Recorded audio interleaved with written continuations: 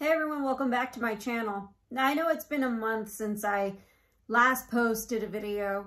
Today I'm going to talk about what happens when you overextend yourself, and I'm going to give some honest feedback that I've received when I was teaching a PE course, and what happens when you stretch yourself too thin, what kind of reviews you get when you teach a PE course, when you, let's just face it, half-ass it. Before we get to the content, please be sure to like this video. Subscribe so you can get more content in oil and gas and professional development topics. And please be sure to comment on the video below so I can incorporate your feedback into future videos. Please be sure to hit that notification bell when you do subscribe, because I upload whenever I want. Well, let's get to the content. Before I get started on talking about what happens when you stretch yourself too thin, I wanted to share a little bit about what I've been up to. Finished my fourth quarter at Booth, so I'm 40% done with my MBA. I'm going to go into my fifth quarter, classes 9 and 10, so I'm very excited about that. It's kind of funny because I'm still taking quantitative classes. Haven't had the heart to take qualitative classes, even though that's part of my requirements for graduation. I've been putting that off.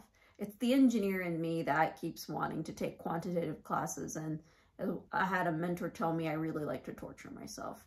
I've also been getting more into a fitness kick, and this was not because of a New Year's resolution. Rather, this is a product of 4 years of overthinking of joining a specific gym.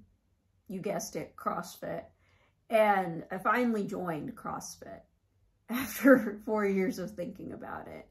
So I've been doing Orange Theory in the morning and CrossFit in the evening, and it's been a very enjoyable experience.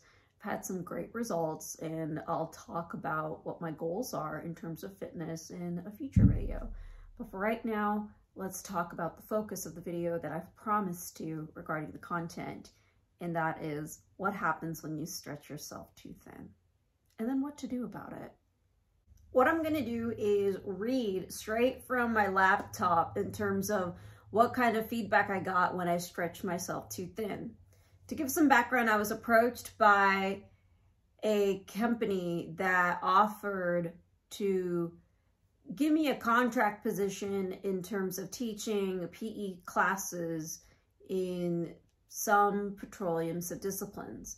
Reservoir engineering is something that I'm very comfortable with, but then there were other petroleum subdisciplines that they couldn't find instructors for, so they were like, could you do another subdiscipline?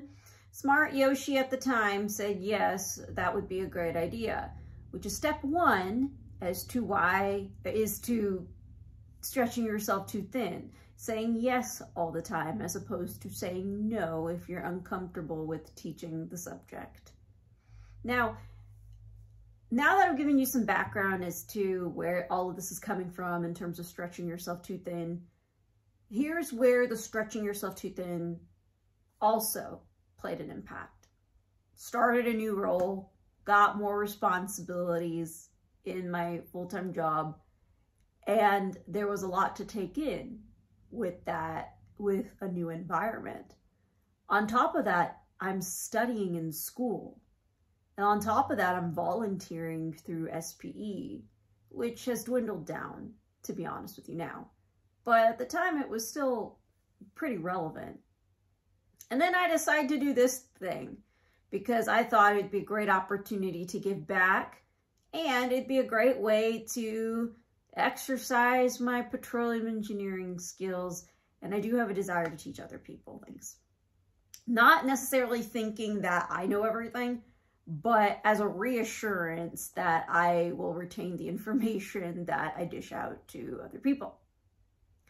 Now let's get started in what kind of feedback I got specifically in reservoir engineering.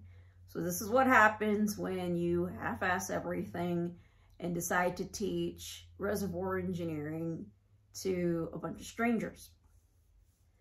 I would suggest putting together a more thoughtful set of practice questions. There were too many mistakes and inconsistencies, for example, missing information in the problem statement or unrealistic values for physical variables. The examples in the lectures give me a good idea what to expect. However, I just found some of the in-class exercises confusing at times. The instructor had poor communication when it came to solving practice questions in class. She never went over them before class, so she was doubting the answers. She would verbalize the answers or would poorly write down the solutions on the board. She projected lack of care to teach with the style of preparation. I'm disappointed. The 297 deck was simply read to students and full of practice problems for which the material was not covered, with no means of researching the correct answer throughout the lecture. It was obvious the instructor did not have the correct answers to the problems, as I researched individual problems on my own to find the correct solution that differed from the decided correct answer. While going over the practice problems, utilizing the SP manual, the instructor had little guidance on how to solve the problems or help come to the correct solution. The correct solution was a decision between the classmates and the teacher with no confidence that the solution was correct. When asked to explain the practice problems and solutions, the instructor would read the questions and correct answer with little or no details or explanation. There were many errors within the slide decks and not much information provided within the SP manual. Also, the instructor was late. Poorly constructed course. So this is an average of everything related to, I believe, reservoir engineering. But let's go ahead and talk about the subdiscipline that I didn't necessarily prepare myself for in my career. I actually taught drilling. So let's see what drilling had in store for me in terms of my review. There was very little feedback given to drilling, but I had the worst scores possible. I knew the fundamentals for drilling engineering and taking the petroleum engineering exam, enough to get by. And realizing that I thought I was challenging myself when in reality I was doing a disservice to students, I got this kind of feedback. It was taking too long to solve the in-class problems. Abrupt breaks and lack of preparation showed lack of care to teach. The perception that I got from a bunch of strangers is that I showed that I didn't care. And maybe I just didn't have the bandwidth to do so at the time. I realized that stretching myself too thin was a disservice to the students and a disservice to myself.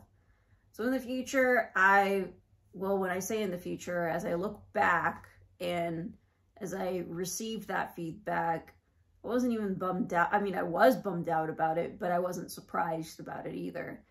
I wasn't planning ahead in terms of how much things would pile up, especially in the last few months of the year, to where everything came together and I obviously, and I'm using this phrase over and over again, stretched myself too thin. Now, what can I do in order to not have feedback like this in the future? First of all, I'm actually not going to do this again. I need to finish my MBA and other things. I've decided to cut a lot of things off my plate because rather than having a lower quality product to deal with on something that I just do not care about or don't have the bandwidth, it doesn't give me a sense of satisfaction to do that. And now that I know what kind of feedback I can get when you stretch yourself too thin, another thing I realized that there's only so much you can get away with.